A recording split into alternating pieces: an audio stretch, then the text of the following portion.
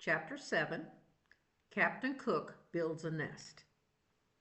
Very reluctantly, Janie and Bill had to leave Captain Cook and go to school. Mrs. Popper was busy in the kitchen, rather belatedly doing the breakfast dishes. And while she dimly realized that the penguin was going in and out the refrigerator pretty frequently, she thought nothing of it at first.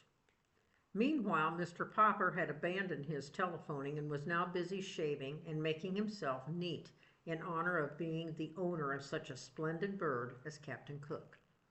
But the penguin, though thus neglected for the moment, was by no means idle.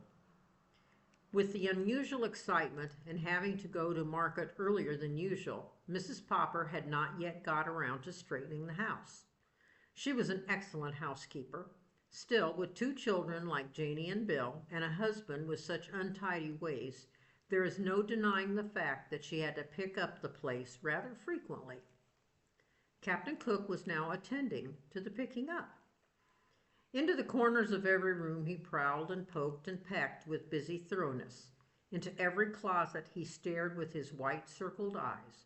Under and behind all the furniture he crowded his plump figure, with little subdued cries of curiosity, surprise, and pleasure. And each time he found what he seemed to be looking for. He picked it up in the black end of his red beak and carried it, waddling proudly on his wide pink feet, into the kitchen and into the icebox. At last it occurred to Mrs. Popper to wonder what on earth that busy bird was up to. When she looked, she could only scream to Mr. Popper to come quickly and see what Captain Cook had done now.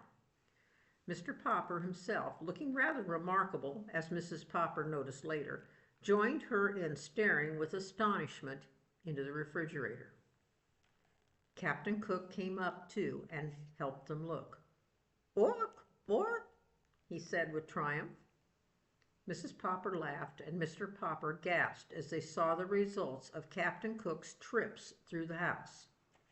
2 spools of thread, 1 white chess bishop, and 6 parts of a jigsaw puzzle, a teaspoon, and a closed box of safety matches, a radish, 2 pennies, a nickel, and a golf ball, 2 pencil stubs, 1 bent playing card, and a small ashtray, 5 hairpins, an olive, 2 dominoes, and a sock, a nail file, 4 buttons of various sizes, a telephone slug, 7 marbles, and a tiny doll's chair, 5 checker pieces, a bit of graham cracker, a parchesi cup, and an eraser, a door key, a button hook, and a crumpled piece of tin foil, half of a very old lemon, the head of a china doll, Mr. Popper's pipe, and a ginger ale cap, an ink bottle cork,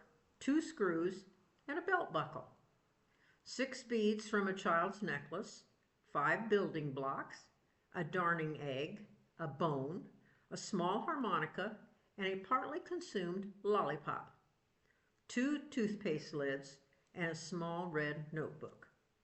"I guess this is what you call the rookery," said Mr. Popper, "only he couldn't find any stones to build his nest with." "Well," said Mrs. Popper, "those penguins may have heathen ways at South Pole, but I declare, I think this one's going to be quite a help around the house." "Ork," said Captain Cook, and strutting into the living room, he knocked over the best lamp. "I think, Papa," said Mrs. Popper, "that you had better take Captain Cook outside for a little exercise. Good gracious, but you're all dressed up. Why, you look almost like a penguin yourself." Mr. Popper had smoothed down his hair and shaved off his whiskers.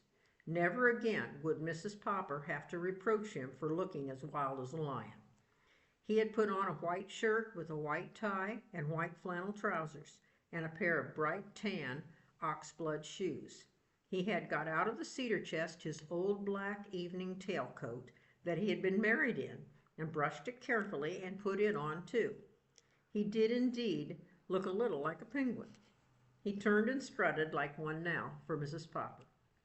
But he did not forget his duty to Captain Cook. "Can I have a few yards of clothesline, please, Mamma?" asked Mr. Popper.